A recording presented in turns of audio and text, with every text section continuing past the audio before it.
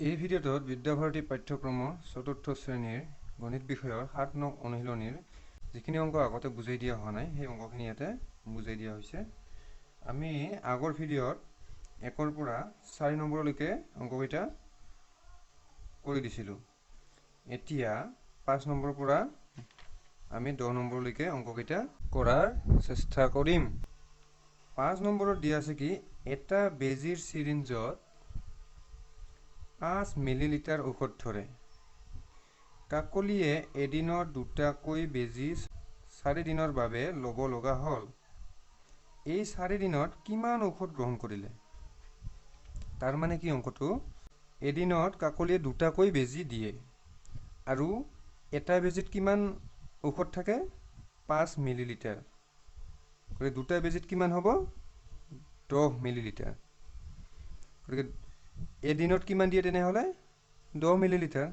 এটাকে 4 দিনত কিমান ঔষধ দিয়ে 40 মিলিলিটাৰ। আমি অংকটো কৰিম। ইয়াতে মই আগতে কৰি থৈছোঁ, এতিয়া তোমালোকক অংকটো বুজোৱাৰ চেষ্টা কৰিম। এটা বেজিৰ চিৰিঞ্জত ঔষধ ধৰে 5 মিলিলিটাৰ। দুটা বেজিৰ চিৰিঞ্জত ঔষধ ধৰে 5 পূৰণ 2 মিলিলিটাৰ, তাৰ মানে 10 মিলিলিটাৰ। এই দুটা বেজি কেইদিনত দিয়ে? এদিনত দিয়ে। আৰু এদিনত তেনেহ'লে কিমান দিয়ে 10 মিলিলিটাৰ। কাকলিয়ে এক দিনত ঔষধ গ্ৰহণ কৰে 10 মিলিলিটাৰ। এটাকে কাকলিয়ে 4 দিনত কিমান দিয়ে সেইটো উলিয়াব দিছে, সেইবাবে লিখা হৈছে এটাকে কাকলিয়ে 4 দিনত ঔষধ গ্ৰহণ কৰে 10 পূৰণ 4 মিলিলিটাৰ। 10 4 গুণ 40 মিলিলিটাৰ। অংকটোৰ উত্তৰ 40 মিলিলিটাৰ হ'ব। তাৰপিছত 6 নম্বৰটো চাবা। 6 নম্বৰটো বেমাৰ হোৱা বাবে ডাক্তৰে কবিতাক 3টা চেলাইন দিবলৈ দিলে। এটা চেলাইনৰ বটলত 450 মিলিলিটাৰ চেলাইন থাকে। তেতিয়াহ'লে কবিতাৰ দেহত মুঠতে কিমান পৰিমাণৰ চেলাইন সোমাল? কেইটা দিছে? 3টা। এটাত কিমান থাকে 450 মিলিলিটাৰ। অংকটো এই ধৰণে কৰিবা তোমালোকে যে এটা চেলাইনৰ বটলত চেলাইন থাকে 450 মিলিলিটাৰ। তেতিয়াহ'লে 3টা দিছে যিহেতু 3টা চেলাইনৰ বটলত চেলাইন কিমান থাকিব? 450ক আমি 3ৰে পূৰণ কৰিম। কিমান হ'ব? 3ৰে 450ক পূৰণ কৰিলে 1350 মিলিলিটাৰ। যেহেতু 3টা চেলাইনৰ বটলত 1350 মিলিলিটাৰ ঔষধ থাকে, তেতিয়াহ'লে কবিতাৰ দেহত মুঠতে কিমান চেলাইন সোমাল? 1350 মিলিলিটাৰ। এইটো যদি আমি লিটাৰত লিখোঁ কি হ'ব? 1 নম্বৰ 2 নম্বৰ 3 নম্বৰ। এই 3 নম্বৰৰ আগত এটা কি দিব লাগিব? আমি দশমিক দিব লাগিব। কি হ'ব?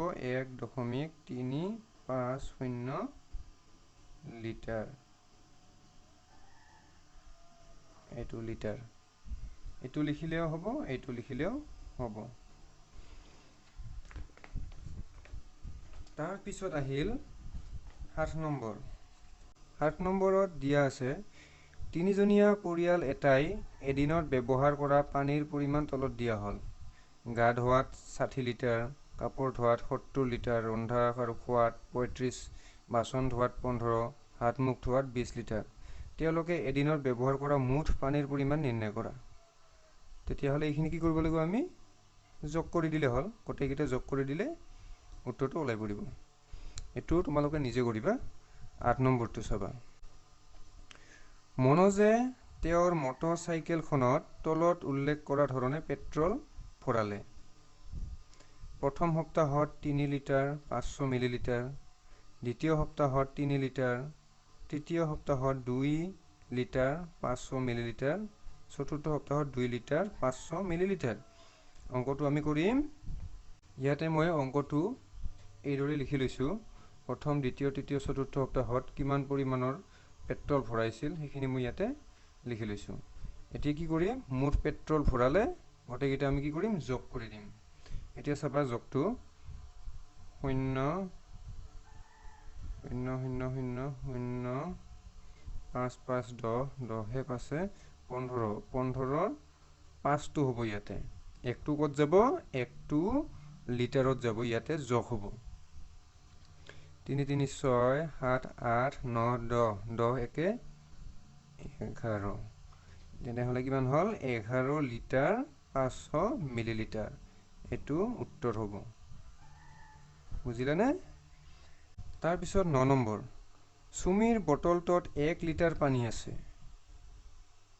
তাৰে ৰাতিপুৱা 250 মিলিলিটাৰ খালে আৰু দুপৰীয়া 350 মিলিলিটাৰ পানী খালে বটলটোত কিমান পানী বাকি থাকিল আমি প্ৰথমতে কিমান খালে হেতু উলিয়াব লাগিব অংকটো চাবা ৰাতিপুৱা পানী খালে 250 মিলিলিটাৰ দুপৰীয়া পানী খালে 350 মিলিলিটাৰ মুঠ পানী খালে কিমান এটা যোগ কৰিছো আমি যোগ কৰোতে কিমান হৈছে 600 মিলিলিটাৰ হৈছে এতিয়া যেহেতু পানী খালে 600 মিলিলিটাৰ বটলটোত পানী আছিল কিমান বটলটোত পানী আছিল 1 লিটাৰ 1 লিটাৰটো আমি মিলিলিটাৰত লিখিব লাগিব যেহেতু খোৱা পানীৰ পৰিমাণখিনি মিলিলিটাৰত ওলাইছে মিলিলিটাৰ সেইভাবে আমি 1 লিটাৰটো মিলিলিটাৰত লিখিব লাগিব গতিকে 1 লিটাৰ মানে কিমান 1000 মিলিলিটাৰ আৰু খালে কিমান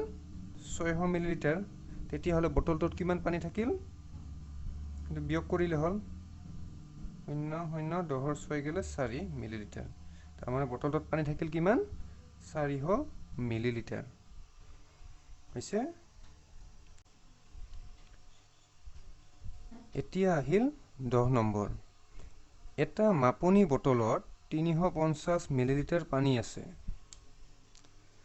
আৰু কিমান পানী ভৰালে বটলটোত 1 লিটাৰ পানী থাকিব বটলটোত কিমান পানী হ'ব লাগে 1 লিটাৰ 1 লিটাৰ মানে কিমান 1000 মিলিলিটাৰ হ'ব লাগে আছে কিমান 350 তেতিয়া হলে আৰু কিমান লাগিব কি কৰিব লাগিব অংকটো আমি বিয়োগ কৰিব লাগিব চাবা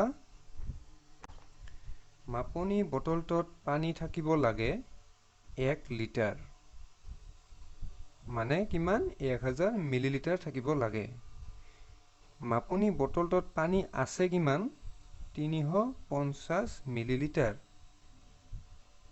এখিনি থাকিব লাগে এখিনি আছে তেতিয়া হলে আৰু কিমান লাগিব এটাকে আৰু পানী ভৰাব লাগিব কি কৰিম অংকটো আমি এটো বিয়োগ কৰিম বিয়োগ কৰোতে হৈছে আমাৰ 0 0 0 10 5 গলে 5 ইয়াতে থাকিব 9 9 3 গলে 6 650 মিলিলিটাৰ এটো উত্তৰ